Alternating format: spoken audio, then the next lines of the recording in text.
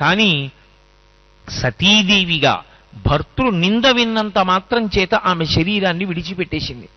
ఎప్పుడైతే ఈ మాట పరమశివుడికి తెలిసిందో అప్పటి వరకు పరమ ప్రశాంతమూర్తి అయి మంగళమూర్తి అయి కూర్చున్నటువంటి శివుడు ఒక్కసారి రుద్రుడయ్యాడు.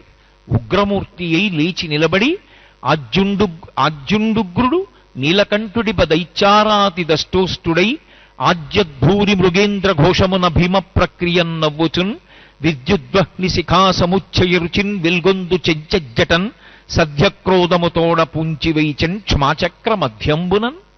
మహాగ్రహాన్ని పొంది ఆ ఉన్నటువంటి జటాజూటంలోంచి ఒక జటని పిరికి కైలాస పర్వతంలో ఉన్న ఒక రాతికేసి కొట్టాడు. కొట్టేటప్పటికే ఆ రాతికి తగిలినటువంటి జటలోంచి, ఆ ఘర్షణలోంచి ఒక భయంకరమైనటువంటి స్వరూపం ఒకటి ఆవిర్భవించింది.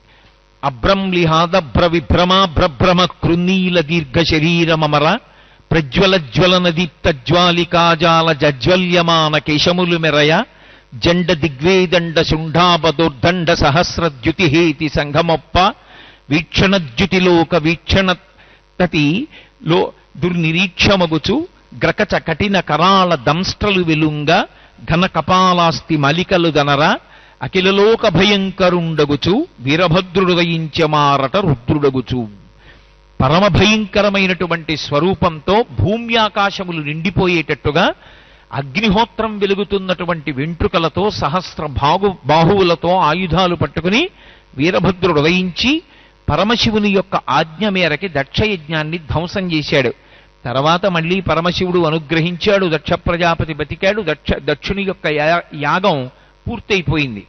కానీ అమ్మవారు మాత్రం సశరీరంగా లేదు. ఆమె పరమశివుని యందు ఐక్యమైపోయింది. ఇప్పుడు ఆమె మళ్ళీ శరీరంతో బయటికి రావాలి.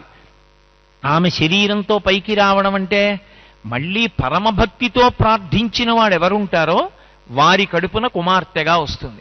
ఎందుకు వస్తుంది అంటే మళ్ళీ వాళ్ళని అనుగ్రహింపచెయ్యాలి.